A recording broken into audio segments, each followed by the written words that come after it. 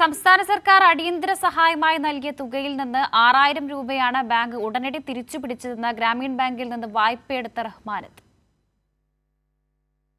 കൃത്യമായിട്ട് മാസം അടച്ചിരുന്നു. അതിൽ ഒരു മാസം ഞാൻ പണിക്ക് പോയിട്ടുണ്ടായിരുന്നു, ആശുപത്രി കേസായിട്ട് പണിക്ക് പോയിട്ടുണ്ടായിരുന്നു. ആ ഒരു മാസം പെൻഡിങ്ങിൽ നിന്നിട്ടുണ്ട്. ബാക്കി ഫുള്ള് ഞാൻ അടച്ചു വന്നതാണ് ഇതുവരെ. ഇപ്പൊ കഴിഞ്ഞ ഈ മാസം വരെ ഞാൻ അടച്ചു വന്നതായിരുന്നു.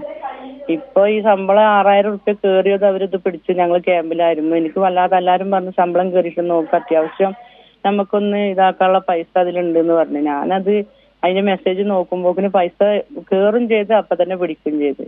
അതായത് 6000 രൂപയാണ് ശമ്പള ഇനത്തിൽ റെയ്ഹാനത്തിന്റെ അക്കൗണ്ടിലേക്ക് പ്ലാന്റേഷൻ കമ്പനി ഇട്ടത് അല്ലേ? അതിൽ നിന്ന് 1500 രൂപ അപ്പോഴും തന്നെ ബാങ്ക് പിടിക്കുകയും ചെയ്തു.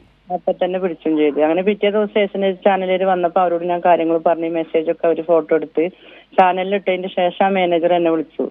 നിങ്ങൾ എന്താണ് ചാനലുകാരോട് അങ്ങനെ പറഞ്ഞു? ഞാൻ പറഞ്ഞു പറഞ്ഞാൽ ഞങ്ങൾ വല്ലാത്തൊരു വിഷമത്തിലാണ് വന്ന് മുണ്ടക്കായി. ആരും ഒരു വീട്ടിൽ ഒരാൾ നഷ്ടപ്പെടാത്ത ഒരു വീടും ഒരാൾക്കാരും ബാക്കിയായിട്ടില്ല.